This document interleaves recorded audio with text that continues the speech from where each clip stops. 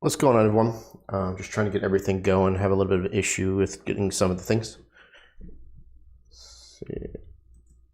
All right, so let me just get all this stuff going, and we'll start our office hours section.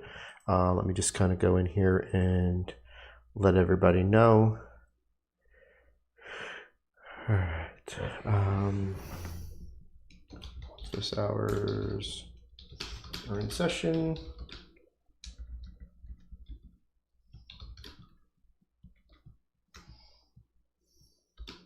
Ask here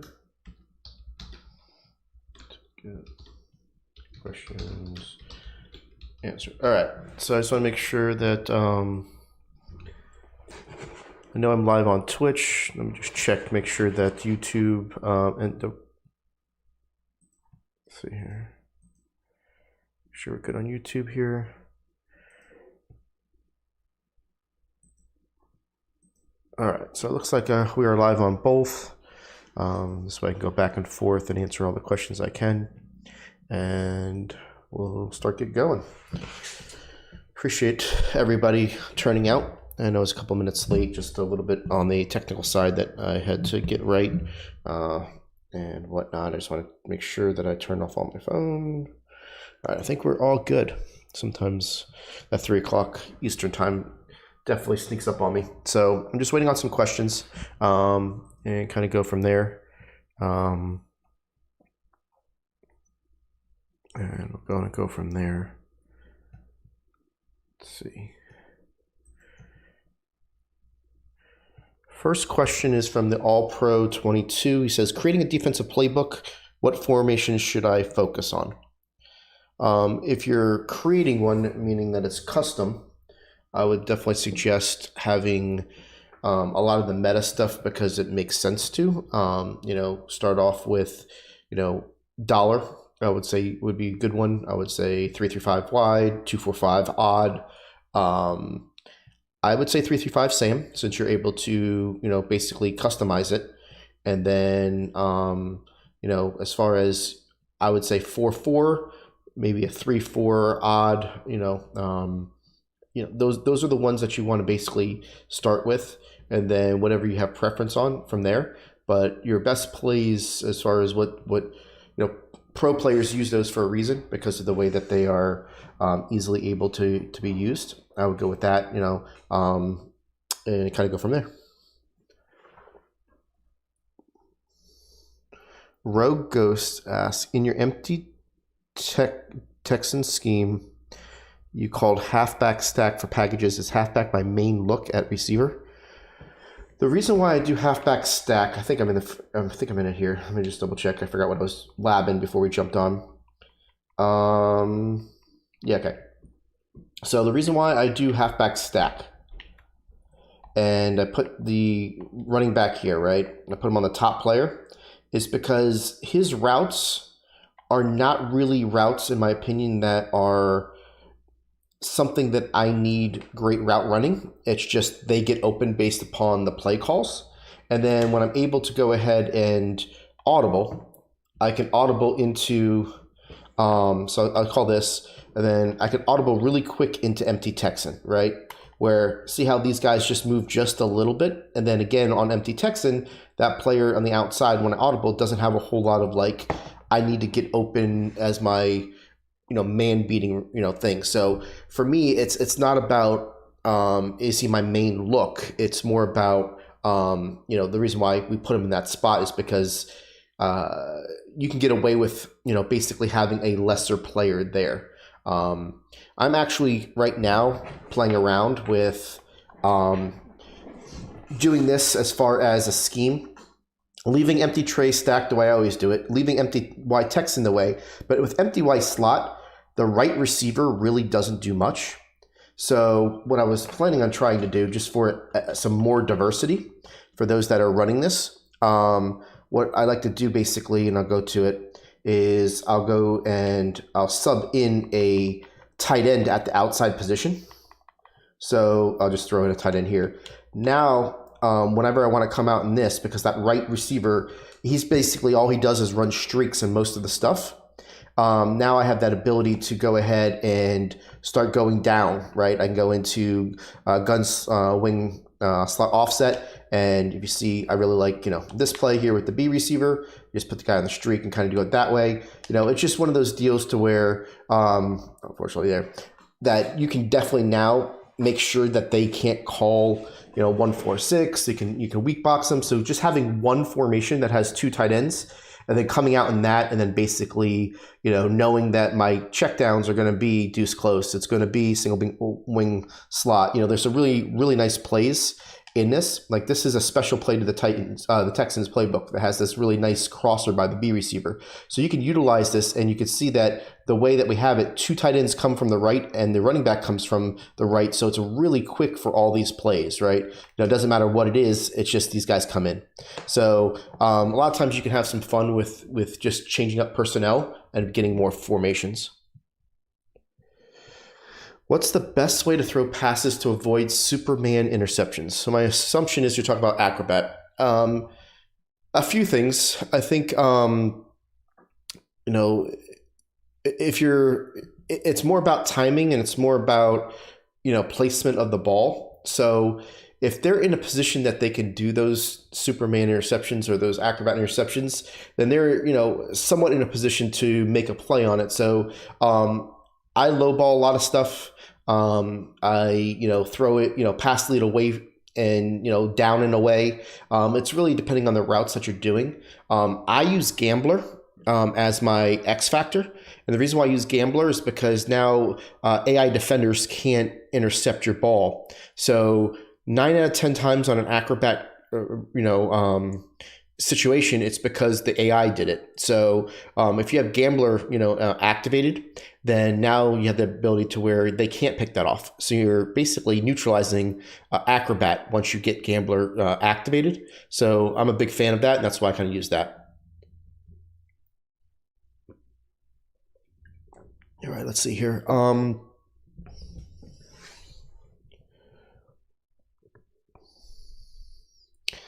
Madden Rose asks, what's the best defensive playbook at the moment? It really depends on what you're looking to run. Tampa Bay is popular because it's got 3-3-5 wide, 2-4-5 odd, 2-4-5 double A gap, and 3-3-5 will. All usable formations within stuff that you would use. I think it also has dime 2-3-6, which actually I'm a fan of. Then you've got a lot of people running 4-6 right now because it's got 3-3-5 wide and it's got dollar.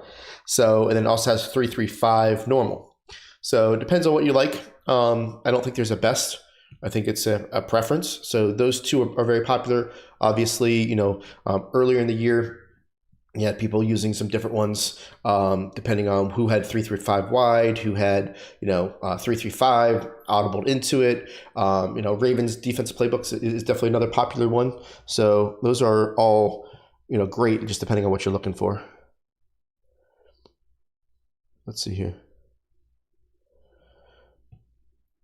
So Big Matt's asking how to run 3-3-5 wide or Sam defense against under center formations. Here's the thing. Under center formations is very, very vague. If you're talking double tight formations, I'm going to suggest that you probably are going to have to be very careful about how you use them, because you want to keep outside leverage. If you don't keep outside leverage, people are going to torch you on the outside runs with double tight, because basically they're sealing the edge off. So what I would suggest is if people are playing, two tights and two wide receivers, that you don't go and stay in 3-3-5 wide or stay in 3-3-5 Sam. And I mean, you could stay in it, but basically when they start proving that they could, gash you in it, then you start going into other formations that are a little bit more, usable when it comes to a 3-4 odd or a 4-3, a 4-4, if they're run first. If they're running and passing, typically what I'm going to try to do is I'm going to, say right now I'm in nickel, right? So what I would do, let me just get this thing. If they had double tight, let's just go into this. I'll just kind of show you. If you want to try to stay into it and try to prove to them, you really got to make sure that you are doing your best to make sure that you hit the the run gaps. Okay, so let's just talk about something like, say, ace slot, right? Now, ace slot is something that they can run left or right because of the way it is. If you're in a nickel formation, I'll just say 2-4-5, right? And I'll just pick really anything right here. If you're sitting like this, you actually got a pretty good, leverage here with this, player out here. So what you would want to do is kind of sometimes shift your line one way and shift your linebackers the other. And then I tend to like to use this player here, and I want to make sure that I'm basically making them not get the outside and kind of do it. If it goes to the left, basically I'm scraping over, right? And you can use either player depending on what it is. A lot of times I'll also move the guy back a little bit, so that way I've got clear paths where I can pull some of those defenders out trying to get me, and I can kind of, run what it is. And that's going to be one of those deals where you're not going to get them behind the line of scrimmage, but you're going to hold them to 1 and 2 yards like that. But if you pinch your players, you're in trouble. You don't want to pinch your defense. And we teach that in the 3-3-5 SAM when you're blitzing somebody. But when you're trying to stop the run, that's not the best way, because what you're just doing is you just open up outside lanes, and that's the last thing you want to do. And same thing with 3-3-5 wide. I personally like to run on it because of the way that you have the ability to kind of attack if you can flip runs and whatnot to the opposite side of the nickel corner. And it's kind of, pretty susceptible there. So that's why I like to shift my line one way and shift my linebackers the other to kind of help with some, gap integrity. Let's see, here's another question. If I can ask you guys to kind of refrain from answering questions in here, because it makes a lot of text. And so I have to read like 5 or 6 different things that you guys are answering other people's questions. If you guys want to answer that, just go into general and answer it just in here. That way I don't have to look at so many things to get it, to actually get a question, if that makes sense. Let's see here.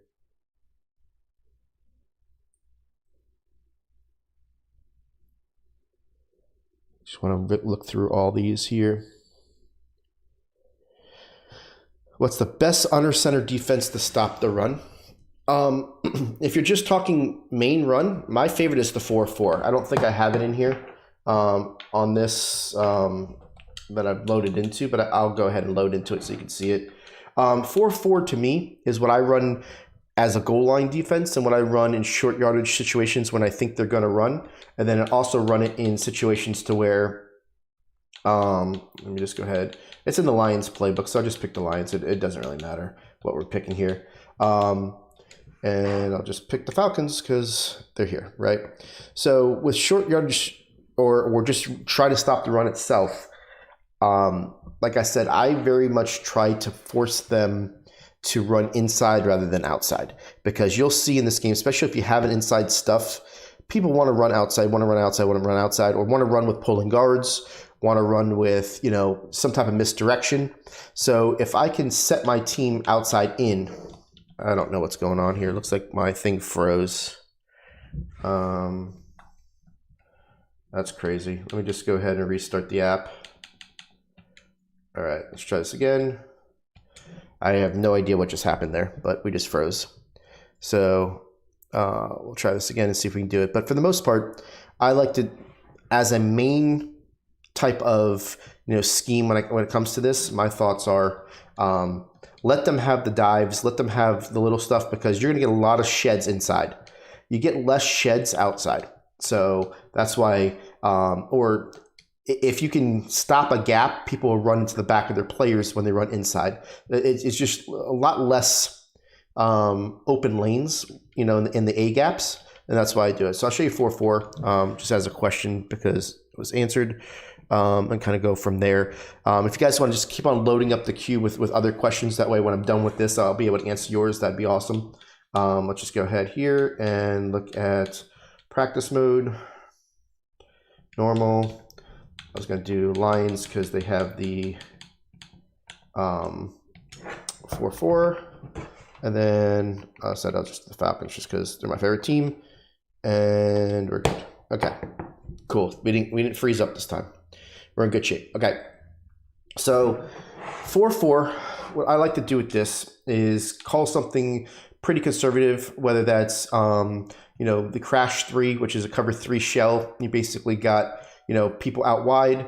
Cover 2 inverts not bad as well. If you really want to and really want to stop the run, you're going to want to call a man coverage. It's just going to be a little bit easier, so I'll call that. And let's just go to something, let's see here, single back. Let's do something like wing slot, right? So if they're doing some type of stretch on me, right? What I like to do is basically spread my line, right, and spread my linebackers, right? I want these guys to be outside leverage of these guys. Now, if you see this, they got an extra player to the right, so sometimes I'll move this guy out, and my job right here is just basically to force them, you know, because if they're running A gap, all these guys are going to crash, right? So I'm going to play the safety and then do this. I'm basically just coming to the outside and making sure that they really can't get out there. Obviously, I got two controllers, and I'm not sure what Mike Davis wanted to do there. But, you know, that's the main thing that I'm trying to do here is make sure that I funnel everybody back in. I don't know what's going on with my controllers. This is wild. But if you could do that, then you basically have the opportunity to have more hats on the ball. So that's my main thing. It's just spread both these players. And it sounds like it's like, why is this so open, right? But to be honest with you, when you're coming up here and then they got to make a cut, your guys will follow. So this way you can go around here if it's outside. You can go around here if it's outside, you know, or if it's just up the middle, then you have that ability. Because you can see these guys are crashing down, and I want them to crash down. Now, if they're gashing you, you know, obviously you can definitely change that up. But that's typically how I stop most heavy runners. Is I'll come out in this formation, and then once they realize they can't run, then we'll kind of back off of it. Let's see here.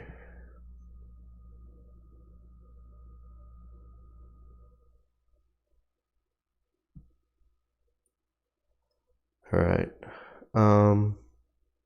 I don't have any specific questions in here. Again, a lot of, you know, chatter that I don't see a question attached to.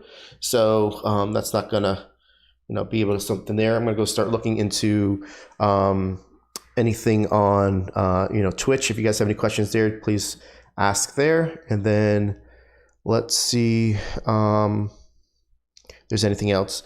Just as a reminder, what this format is, guys, is that we open up our opportunity 3 times a week for office hours for HuddleGG subscribers to the website. Get your questions answered, you know, as priority. You know, ask as many questions as you can. You know, as long as we have the opportunity to answer it, we're going to do that for you. And then, you know, we'll fall back on some YouTube questions and some Twitch questions if their queue's not there. But make sure you go into the HuddleGG Discord first to get your question answered, because we're going to look there. We don't want to look like we're, you know, ignoring the other platforms, but I want to make sure you understand that that's basically how we run this. So,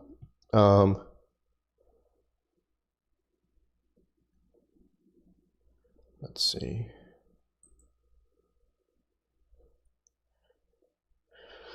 So, manager, basically, yeah, I said 4-4 spread.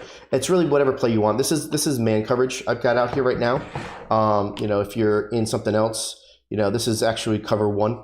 They're gonna have a little bit better, you know, run fits if you do it that way. You know, it's kind of one of those deals to where, you know, depending on how it is. So you can like basically just spread your entire defense if you want, just by, and it'll work out that way. But you know, that's why I like it in this regard, right? It gives you more opportunities to stop, and I know it's not going to be something that you're going to stop them behind the line a lot, but this is one of those deals to where it's hard to get 1 or 2 yards on this. And this is even, like I said, this is my goal line D that I do. You know, I'll be a little bit more aggressive on goal line, but that's basically how I do it. So defense for someone who sometimes rolls out. At this point, guys, the contains are actually not too bad anymore, right? And what they did against contains, with the quarterback losing energy to a point where, you know, he can't sprint around you, he definitely has it. It allows for your contains to catch up. So I'm not having as much, you know, dedication to people when it comes to rolling out, because, you know, they're on a timer basically, right? Like if someone's going to try to roll out all the way to the sidelines, that's just not going to be effective this year when you, not this year, after the patch, since you do the contains. So again, you just want to make sure your contains are outside the tackles. So if you're in something to where you're pinching everybody and doing contains, say we're doing, 3-5 Sam. It doesn't make sense to, let me just make sure that I do this to where, give a little bit better explanation. It doesn't make sense to make sure that, say we're doing crossers, right? If you're pinching everybody and your guy's not really getting, like if they're rolling left, right? This guy's inside and I'm doing, contain. This guy, because he's inside, I'm just moving him right here so you can see him. He's going to have a much harder time getting the contain. You want to make sure that if you're wanting to get these contains, that you're in a spot that they're starting on the outside shoulder. So that way you have the leverage to make sure that they remain outside. So, let me see if I have it in here.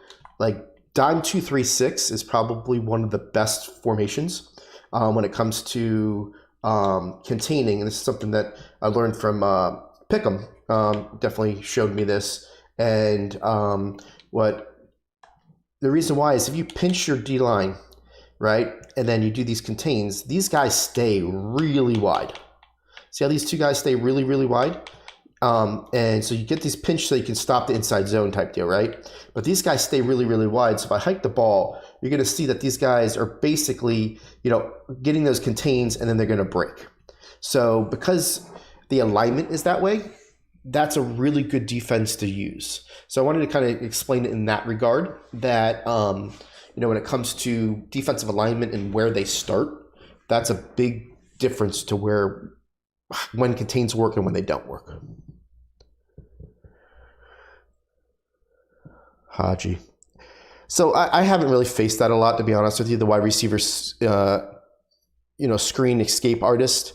I think it's just because it really depends on, the way I was handling the other ones was just blitzing from wide, meaning, if somebody was doing those things, I wanted them to have to come up the middle like a draw, and that's where I was, because, if that's what they're ending up doing, where they're pump faking or whatever on the wide receiver screen, if you get something to where it's coming or whatever the case is, having the ability to blitz from a wider position, whether that's a corner blitz out of like we can probably see it through Sam. I'll show you here. So like a corner blitz where obviously I'm not in a good spot to show this, but let's see if I can find a wide receiver screen. And obviously I got Matt Ryan right now, so that's not going to help me, but I want to at least show you. Okay, so say wide receiver screen, right? If they're coming to the right, this guy coming all the way over here is going to help you a lot, especially if you move him in just a few steps so he doesn't get caught into that. And then, if you basically, blitz him from both sides, and then I kind of like pinch. And then if I know that they're doing it, typically I'm going to take a safety. And, usually if I'm doing something like this, one of the safeties, I'll probably put, in a spot where I would take this guy and put him in a deep half just so that I don't have to worry too much about the middle of the field. But if they're doing something like that and I'm trying to do this with two controllers, guys, so, bear with me. So they're doing something like this and then they take off. You want them to have to come up the middle. You want to funnel them back into the middle where you're going to be coming. I know it's easier said than done when it comes to practice mode. I'm trying to show it to you, but when it comes to it, if you get those guys from the outside coming in, then you're going to see that this guy, he's not going to target you, right? So he comes from the outside, and now there's really nobody to come from the outside on that side, and then you do it from the other side. Yes, you have those, those wide receivers that are coming. But a lot of times in that regard, if they throw it to them, you tend to get those guys to basically, knock it down or whatever the case is. But it's just one of those deals to where you just have to play what their tendencies are when they run it. Because some people like to run up the middle, some people like to run it outside, some people run it to left, some people run it to the right, depending on what type of quarterback they have. But I would try to blitz from the cornerback outside on the side in which they tend to go to. And that typically will help when it comes to going from there. I've seen people do it from jailbreak screen. I've done it from jailbreak screen. In my opinion, I don't like running outside with it. I like to run up the middle like a quarterback draw with jailbreak screen. And I think that's you're talking 5 or 6 yards if you don't know it's coming. if you do know it's coming, you know, a simple blitzing a linebacker from depth will also stop it. So I definitely think that there's ways to stop it. It is annoying, but usually that first time they do it to you, you're going to get gashed because you're not, you know, really looking for it. But honestly, I just haven't had a whole lot of problem with it, just from a sake of, you know, blitzing outside and just keeping my player in the middle of the field. So.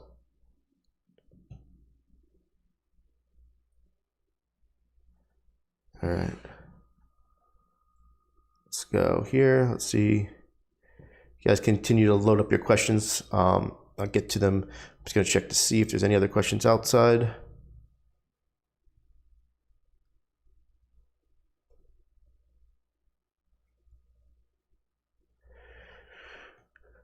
So Bartholomew Schulz asked about pinch 2. He runs the ball against it because the blitz screams. What do you suggest against it?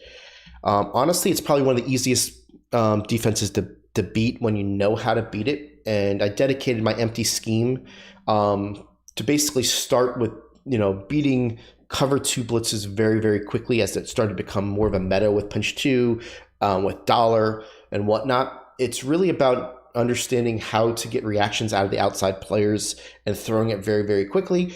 Or just in general, if you can block the initial, like I'll show you what I like to do in empty and not get too far into it, but on a cover 2 blitz, I'm not even, see, I'm in the wrong playbooks here because I went out of it, but in anywhere where you can get okay, this is actually a good formation, okay? So usually with cover 2 blitzes, you just need 2 to 3 routes. And I'll just talk about, we'll just do hitch seams right now, right?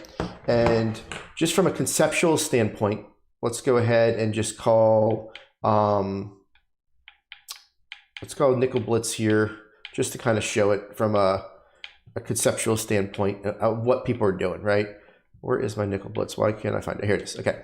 So conceptually, they're doing something like this, right? And they're taking their user and they're coming in here, right? And you're tapping and going, right? So in this situation, they've got a guy coming off this edge, right? And usually it's from the other side. But from a conceptual standpoint, what you're looking for is to attack. So I've got the ability to block my pits, right? Pits. Then, so you want to attack in the seam. Why you want to attack in the seam is that's typically going to be the user's responsibility. If that's not the user's responsibility, then what they'll do is they'll put this other player in the seam. So let's just see if I can get this guy. I hate the fact that they don't register your buttons. Okay, so say this is their guy in the seam, right? So you got really 2 options, right? If you got to put a guy in the seam to make sure that if it's not the user, then you want to do is basically do something that goes towards the middle of the field. So something like this, to where you got a slant coming from one side, and say you have like an opportunity for an in route or something from the other side. So where you're basically doing something like this, to where you're going to identify where the user is coming from. If the user is coming from, you know, a spot where he's going to be covering the right side, then you're going to be able to hit the left side pretty easily on the in route, right? And nobody's going to be there, right?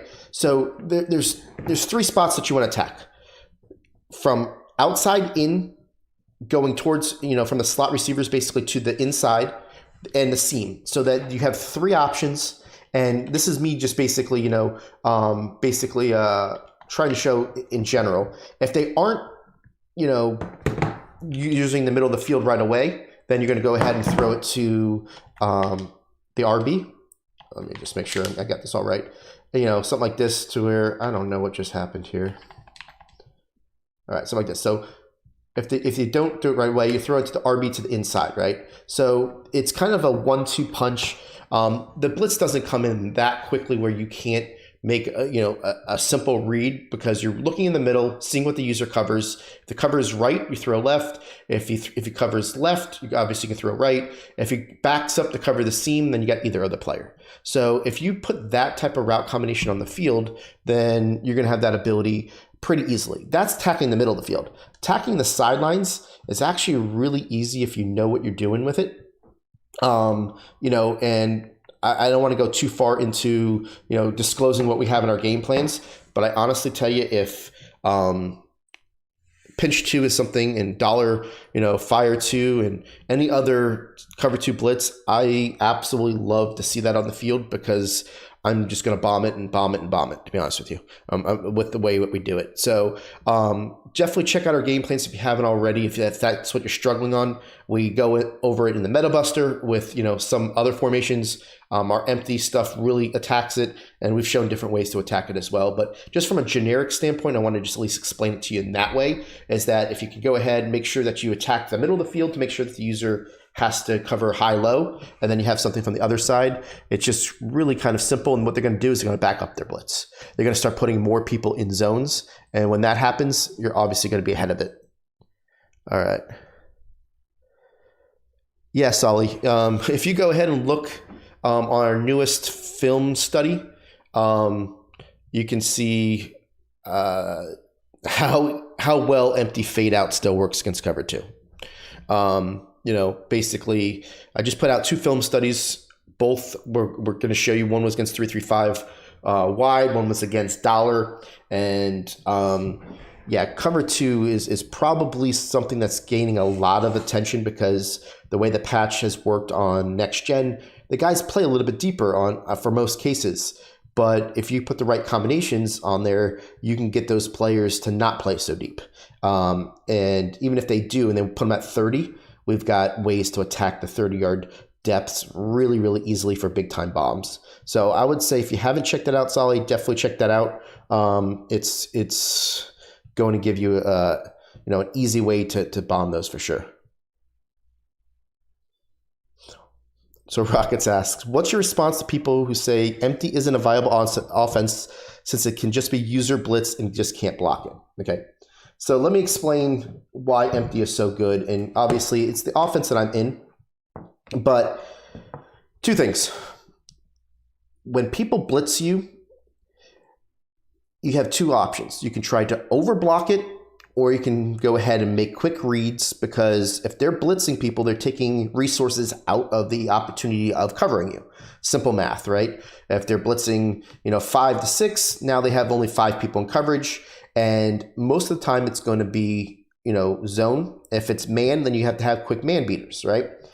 If you take your user out of the equation and say he's the one that's user blitzing, it's going to be so predictable of where to go. If you've seen our empty, we've got cover 3 bombs that literally take 2 seconds to throw, and you got a touchdown. We've got cover 2 bombs that are very similar to that. We've got ways to beat your match coverages really, really quickly when it comes to having them form. If you don't have a user on the field and he's basically blitzing you, you're in really good shape when it comes to beating it, because you got quick hitters, you got bombs, you got all these different things to do. That's the last thing you should do for against empty. Also, if you over blitz it, then what ends up happening is that you've got, quick hitters. The best way to, try to contain empty is mix your stuff up and try to get exotic with your stuff to where, basically the first couple reads aren't open. You got to get to a 3rd read and get block shed. But to be honest with you, I've faced a lot of pros. I've faced a lot of people, and a lot of people can be the same response. I was lost out there trying to defend it. That's always the response I get. And the reason why is because if you get a pre-snap read, you got to get a 1-2 read when it comes to who you want to throw to.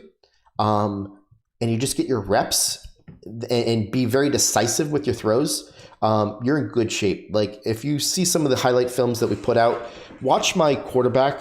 I think that's a big thing with empty. You have to be able to be okay stepping up or holding your quarterback to where he doesn't back up 10 yards. If you back up, you're just giving them rush lanes. If you step up and you fire that ball before they get to you, I don't run any abilities on my linemen, my offensive linemen. And my offensive lineman, I think, averages like an 86 across the board, 85. Like my offensive linemen are not very good. And I don't think they're needed. I'm going to be honest with you. I think the best thing about empty is that you don't need a fast quarterback. You really don't need a hot route master. You don't need really anything other than, in my opinion, having somewhat of a strong arm, whether that's set feet lead, pass feet elite, or gunslinger, just to make sure that you can, be able to do that. Now, if you're in regs where you're not going against super, teams as far as, secondaries, I don't even think you need gunslinger, to be honest with you. I think you just need the ability to make your reads and go with it. So, to answer that question, I just don't believe that, and I think it's a common misconception, because if you don't play a good player that knows what they're doing with empty, they'll struggle against the blitz because they haven't understood where and how to attack it. We teach you how to do that. So, in that regard, facing a good player at empty is not fun. And that's what we, obviously intend on doing, because, we don't hold anything back. We give you everything that we know, that how we run it, and then we show you how we run it on our film studies, and talk about what our reads are and all that type of stuff, so you can, study that and get good at it. So let's see here.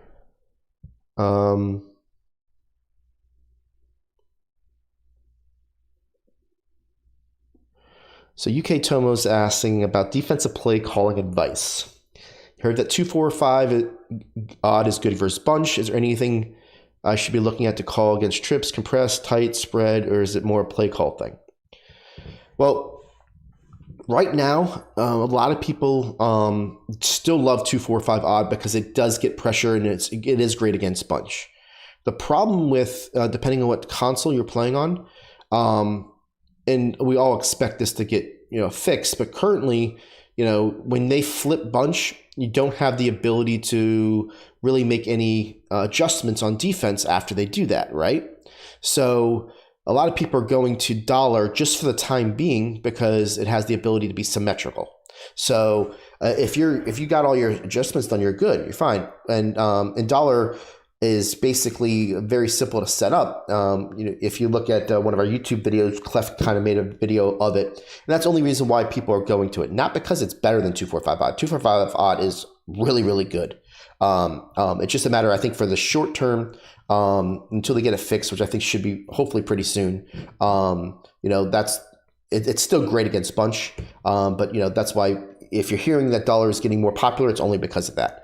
Now, as far as the other things go, it's really about what they're calling. When it comes to trips and compressed and tight and spread, all the things that you've asked, they're just different defenses to go against either. I mean, nickel's nickel, right? The nickel corner is going to go to the strength of the, if you have auto flip on, it's going to go to the strength, right? If you're getting beat to where somebody's running tight formations and they got 4 wide receivers because that formation allows it, maybe you need to go into something that's got you get a 4th DB on the field, right?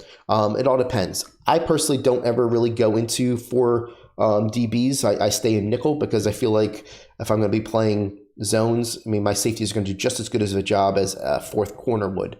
But if I'm playing man-to-man, maybe I want a man-to-man corner there. So I don't think that there's, it's more about if someone's in trips, should I call palms? If somebody's in quarters, if you're talking match, that's a different story. But when it comes to actually defensive formations, I would stay away from your 3-4, or your 4-3s against, spread formations, because your linebackers are going to be asked to do a whole lot. But as long as you match personnel, I don't believe there's going to be a whole lot that you should look for when it comes to those. Mr. Nice Guy 8822 asking if there's any more red zones plays out of Houston. I definitely want to see if I get back in and just kind of add to, a section for red zone. Obviously, easier said than done, but I definitely want to make sure that I show you what I'm doing. I did mention it earlier that I do like to go down to gun deuce close. I do like to go down to gun wing slot offset. A single back, ace slot. There's a lot of different things depending if I'm running the ball or passing the ball. I do like some stuff in empty from a little bit further back, but for the most part, and if you notice in Houston, in their bunch, they've got, a couple, meta bunch, setups when it comes to being able to score inside with your pivot plays and whatever the case is. So you can always go to those. But for the most part, I do, plan on at least trying to get back to that, at least to give you guys something. Because if you try to run empty every single play, and then when you get to inside the 5, you try to run empty again. Things get, the reason why empty is so good is because it spreads the field. When you start getting into inside the 5, inside the 10, and they get a little bit more compressed. Like inside the 10, I'm good. Inside the 5, it starts getting a little compressed, and you really are having a little bit tougher time, and that's when you want to kind of do a little bit more of having a run threat in that situation. All right. So Browns asks, how would you attack cover 3 at depths of 5 and 10 yards? To be honest, man, like if they're only setting their curl flats of 5 to 10 yards, just simple corner routes are going to get over that. It's just a flood concept. I'll show you basically, let's just go to, it really doesn't matter. I'll go to bunch just because it's easy. I'll go to Z spot. If they're only going to 10 yards, that means basically what I'm doing here is I'm going to play the sticks, right? Because that means that they're going to go 10 yards in practice mode. And if that's the case, all you got to do is either you could put this B on this route right here, or you can move him out, right? You move him out, then he's going to drive that guy back a little bit further. I'll show you this way too. And what you're going to see is basically that, corner route is just going to be open all day. That's the reason why people play deepers, because they need to cover that corner route or that crossing route if they're at 5 or 10, right? If you're doing something to where they're 5 or 10, on the opposite side as well, right? I'll just go ahead and protect 6. There's so much you can do. This route I just smart routed, which is the X route. He's basically this is one of those routes that I messed up as far as what I was going to do. But you can see how this guy's just going to get behind everybody as well, right? There's so many holes if they're only playing that low that you can easily attack behind them. The reason why people would play that is really just short yardage situation, and they're assuming that you're trying to have your first read to the flat. But anytime that you're running any type of like quick reads or like that, you want to have a high-low read. You want to have somebody quickly in the flat, and then you want to have somebody behind it just in case they set their zones to be short. So that's why flood concepts are big, right? You have one going down the field in a streak, and then whether it's an out route, whether it's a corner route, whether it's a cross or a slant from the other side, you want to have levels of routes to one side, and that gives you the opportunity to beat that 5 to 10 cloud or curl flat.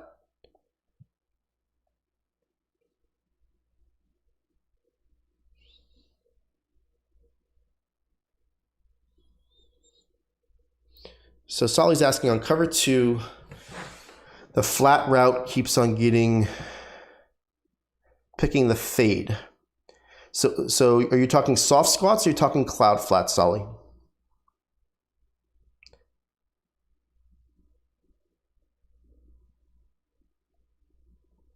Obviously, I play next gen, and I can definitely go here and see if I can load this up, see what you're talking about, and kind of work it with you to find out what your pain point is. But let's go ahead and get into this. This should be current gen that I'm loading up now. So on a cloud flat, you're saying that he keeps on getting picked off. All right. So 2 things I would say. If you're having a problem with that, I would go to empty Texan and go to the double drags, because that's going to be a lot more open for you. If that is your pain point.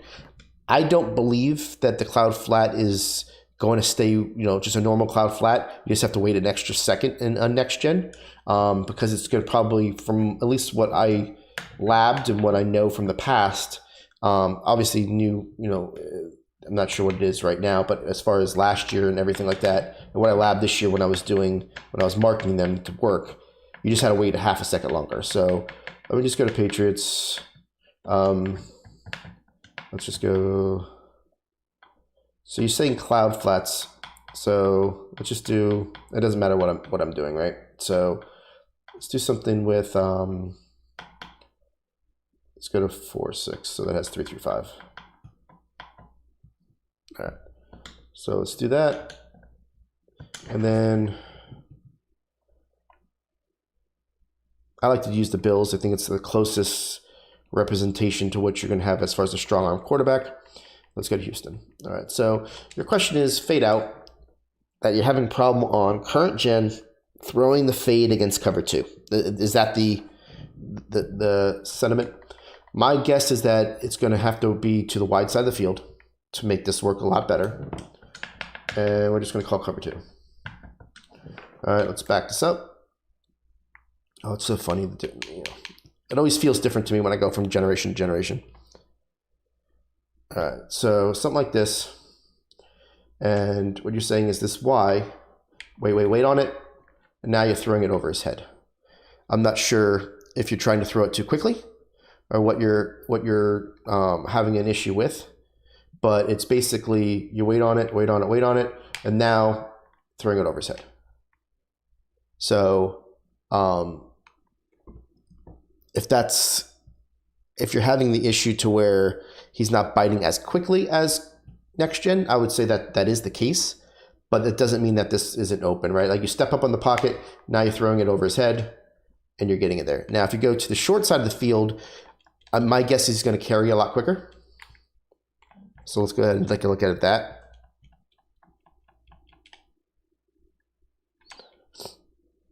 And nah, he's not carrying at all. Same thing. So you throw it over his head. So it's just a matter of the timing. I mean, it's a really good cover 2 cloud. If we're talking about, let's look, which is why we have this out. Let's check out soft squats.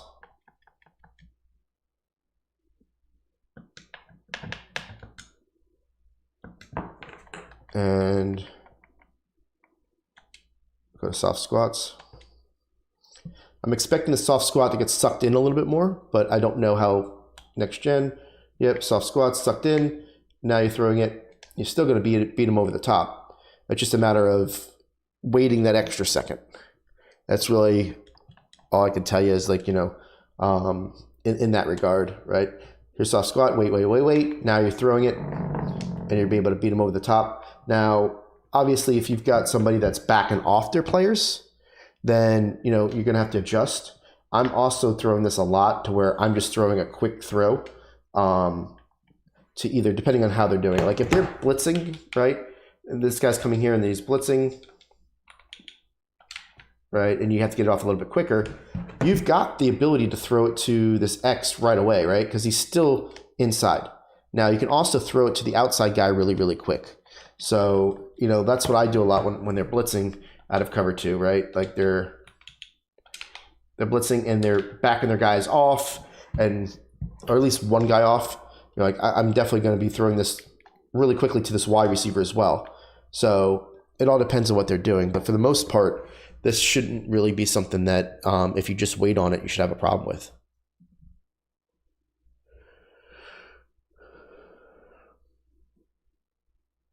Lockdown, I haven't looked at that playbook at all, to be honest with you, man. That's not my style. So I wouldn't be able to talk to you about boot plays from under center. That's just not me. We do a lot of different,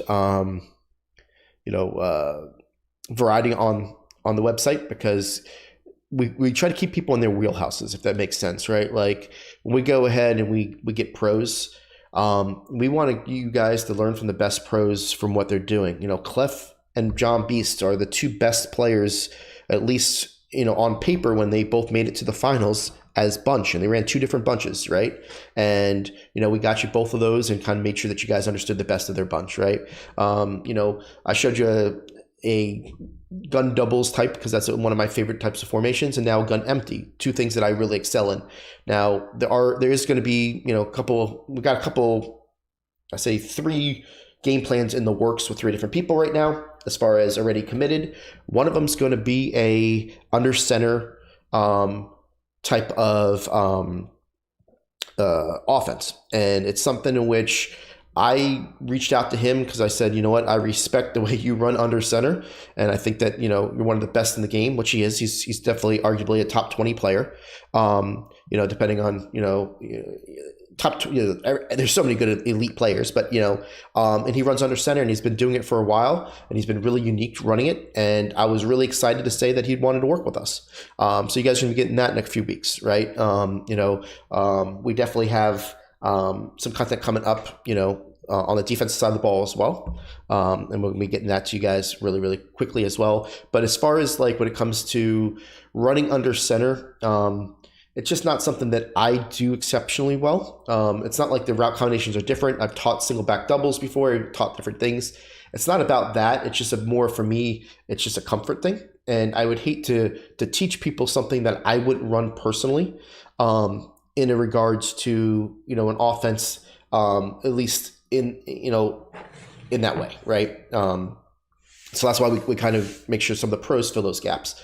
Now, I was running a little bit of under center when it came to the Chiefs playbook with their deuce close and their deuce close Y flex and a couple of those things there. But it was, in and out of formations, and I was, basically using it as an opportunity to kind of get people out of what they were doing. So, go in for one pass play or one run play, but not running a full scheme out of it, that type deal. The bird's asking a super basic question. If you're wanting to split the safeties in cover 2, how do you yourself go about stretching the deep halves? So you're asking basically attacking the middle of the field with just the 2 safeties spreading, nobody else in the middle, and how I would go about it. I like seam routes, and what I like to do, to be honest with you, hopefully I can have it in this book. I like to disguise it, okay? I like the seam route. See these 4 verticals from empty Y slot? Great. I didn't realize we're in Houston. Okay, empty Y slot. So this is a way that I like to do it a lot, is if I'm in cover 2, a deep post. Okay, so I'll show you what just one reason why I like to do something like this. If I'm in something to where I'm going to go ahead and attack the middle, a lot of times I want to do it from a disguised player. What I mean by a disguised player is like Knox here, and this might not be a great, because of who he is. But if I'm going to do something like this, I would rather attack from the RB receiver here and throw it to the inside, because I'm going to go into replay and show you that most people, if they're saying, you know what, I got the middle of the field from a user standpoint, right? They look at this and they're giving up and saying, you know what, I don't have to cover the middle anymore, because they're expecting, Knox here to be running a streak or a, something like that. Because at this point, it's really like it's too deep for that post, right? So a lot of times they don't see it right away. And then we're able to kind of go ahead and split that from that spot. So as far as that goes, that's kind of my favorite way of at least attacking a user that's responsible from the middle of the field, is I like to do it from a guy that's you're probably not expecting to. And it's this guy right here. And then he has that seam route, and then he does it. As far as splitting cover 2 with a post, it's not something that, I attack with as much, but, if I was to go for it, I would go with something, I like bunch to do it with I don't know if I even have it here. So post cross can do it. This post here, so you're worried about so much in bunch that a lot of times you forget about the outside receiver, splitting the middle of the field. So in this sense, you've got 2 guys going across the field and this guy. Now you definitely want to do something to where you still have something that pushes the guy to the right. So I would do something to where I would put the RB on a smart route out, just to make sure that I get this safety over here to widen, right? So you just want widen the players. If you got the B going left, he's going to widen the left guy. The RB is going to widen the other guy. And then at this point, the A is a free player. Like what are you going to do with the A, right? You can put him on a drag, you can put him on a curl, you can do whatever you want, right? But in general, at this point, you're looking at all those other players, and next thing you know, the X is splitting everybody, right? So you kind of create a little bit of a diversion in the middle of the field, and then you go ahead and do it that way. So that's how I like to do, as I'm splitting it. The 18-yard ones, right? The really tall posts. It's the same principle. So if you're in a trips formation, let's go to trips or a tray offset. Say the PA crossers, right? If you're trying to do the same thing, you're just trying to do the same principle when it comes to splitting those guys. Where let's go ahead and do cover 4 show 2. You want to make sure that you have the opportunity to drive purple over. So what I would do with this is just move this guy over on a slant. And now I'm doing a crisscross to where these guys are going both different ways. So they're spreading both those safeties. And now you're basically attacking that guy. So that way kind of worked it out, right? So if you go ahead and split, and you're good to go in that thing. So hopefully you do that.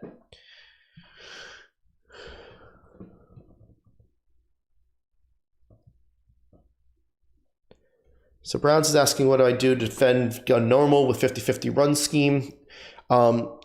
Personally, I don't like in a gun normal. I'm going to stick with my 3-5 SAM, and I'm going to, basically do. I don't think I have it on here. Do I have it? I forget what I put in here. I'll do Overstorm Brave out of this, right? So something like this, right? Where if I'm doing gun normal, something like, I don't know if I have like this. Okay, so inside zone. Inside zone this year will get blown up a lot by this alignment where you're basically pinching, and one of these guys are going to come over, and I'll tend to move this guy over here and say, at this point, if he runs inside zone, I'm coming over here, and unfortunately, I didn't get the right spot where I wanted to go. But what you'll see a lot of times is that you're just cleaning up, right? So I'm just trying to make sure that you understand. So you can send a blitz, and this blitz, a lot of times, if you look at our 3-5 SAM stuff, will also basically be great run defense.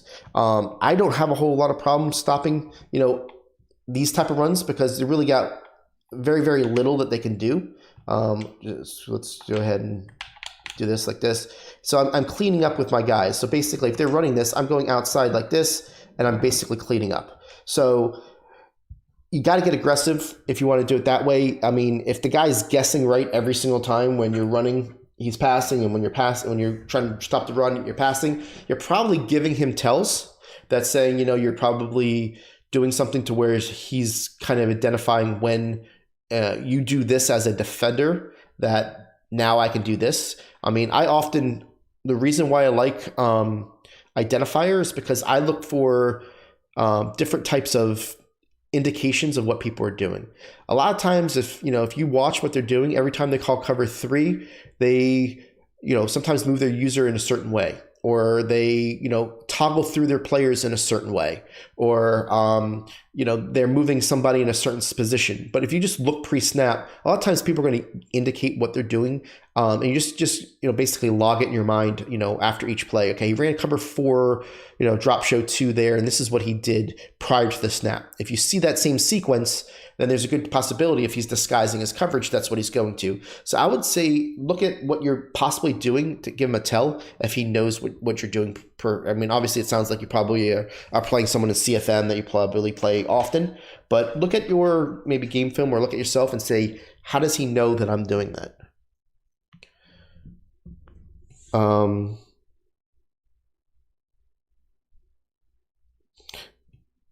D Badger, I appreciate that, man. Yeah, that was definitely a good game. Some Serious is a really well-respected player. I wanted to at least, our first film study was against 3-5 wide, and I wanted to make sure that you had the ability to kind of see that. And then obviously the other one was, Dollar, we wanted to go against somebody like a pro player, and I happened to be able to go ahead and get that on film, and it was perfect timing for the Dollar, and it really at least hopefully can show you guys when you're facing what the metas are going to be, how we handle it out of our own offense. It really helps you at least understand, okay, what I'm personally looking at, why I'm personally doing what I'm doing, and that's what the film studies are, man. I can't give, with the film studies, it's probably one of the best features that we've got this year when it comes to being able to really have that one-on-one. It's like being able to break it down, and I try my best to be as thorough as possible so that I don't, if there's just a little thing that you learn, or there's a little thing that, I didn't think to do that, then you can be that much better of a player. And that's why I try to break it down in a way that says, here's everything, right? This is what I'm seeing. This is why I'm doing this play. This is how I set up that play, all that type of stuff. So I appreciate that you like that. Let's see if there are any other questions here that I need. Let's see here. So Grind Hard Tray 3 says, how to get better at Madden, trying to have a better understanding than just throwing a ball around. Okay. So that's what's great. I love these types of questions because we're doing our best to basically, with our website and with our YouTube and whatnot, we've got a lot of people that are in different levels, right? So some people are just just getting started in Madden. And some people are looking to be pros, right? Like there's a large variety of people. So when we do our content, we try our best to make sure that we, one, pump out a lot of content because depending on the level player you are, depending on what is your comfort zone, right? And then there are a few things that we've added this year that we really feel like it's something that can really help people understand the game better. One, our meta busters. If you guys don't know about our meta buster, basically what that is that we go and we explain to you what is being used the most, but not only what is getting used, why the pros are using it, or why you're going to see this a lot in your games that you're playing. And the reason why that's really good for beginners is because you got the opportunity to not only understand what other people are doing and how you can do it yourself to be better, but also understands why they're doing it, right? The reason why a lot of people are doing 3-3-5 wide is because it's a really simple, quick way to set up coverages really easily, or the blitz that came off of it, or the fact that it's got the same alignment for cover 2 that it has for cover 4 that it has for cover, for Mike Blitz 3 as far as the cornerbacks. There's a disguise there that, the average player is not going to know, what they're facing each time, right? So the meta buster is the first thing. The second thing is like when we do our game plans, we break them down in a way that we try our best to tell you the whys and hows behind things. So it's not just, hey, run this or run that, as you said in there, just throw the ball around, right? It's having a scheme, having a plan prior to going into a game makes it night and day when it comes to having success in Madden. You can have fun and be good at the game, against your friends or whatever the case may be, just by going out there and playing random plays, making reads and being good. If you want to be a better player, that's why our game plans are what they are. They're schemes. You start off with this play, you feel out your opponent, you've got these plays that beat all coverages, you just got to make this progression read. You're going to read the A to the Y to the B, and then once you start running those plays, now you make the defense have to adjust to stopping those. Now you're going to want to do this play. Those are the mindsets that we take you through, and it may sound like, it's maybe a little bit, like overwhelming at times, but the honest with you, the way you should really be attacking these is just 3 plays at a time. I need to learn this, then I learn this, I get better and better. And we've taken a lot of players from, not playing the game in 8 years to being, amazing Madden players that win, 19, 20 games in Weekend League. I mean, the progression's there. It's just a matter of what your, how you're going to learn it and what you're willing to do, and not worry about winning and all that type stuff. So when it comes to basically getting better at Madden, my first step is watch what the pros do. Go and get a game plan, a scheme. If it's from us, great. If not, if it's for somebody else, great. But just in general, find what you're doing. I would suggest, obviously, we teach the game in a very high level, in a way that's trying to get people at any level better. I'm not 100% how other sites do it. A lot of times when a pro, teaches it, sometimes he's teaching it just to a pro in that level.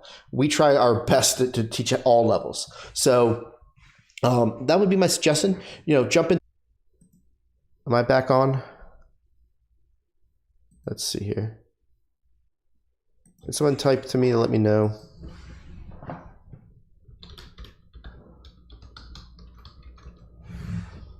All right. Before I go any further, I want to make sure. Okay, I'm back. So I went. I don't know what happened, but it disconnected and reconnected within 30 seconds, and I have no idea what happened. I'm going to answer a few more questions here before we definitely sign off here. Bills 2021 asked, what abilities do you have on Josh Allen? Wanted to know because I have him in my franchise league and he has X Factor. So I play, obviously, more MUT than anything. And I have Gunslinger on Josh Allen, and I have Identifier. That's it. I go back and forth when it comes to Identifier. If I want to try something, I want to make sure that that's the one that I can toggle off, because I feel like I can do pretty good reading of, right off the bat, who's the who's the user, where to attack. But if you know prior to the snap, it just gives you that confidence that knows that, okay, I can have one less thing I have to worry about, right? So I go back and forth. I use 6 AP on him. It's just gunslinger and identifier. I feel like he's got, enough speed. I'm a pocket passer. I don't need speed. Like if I run with Allen, 9 out of 10 times it's up the gut when somebody's only rushing 2 or 3 and they just leave the whole middle, open. And I'm like, all right, I'll take it from you, But besides that, that's kind of what I use. Yeah, Journal.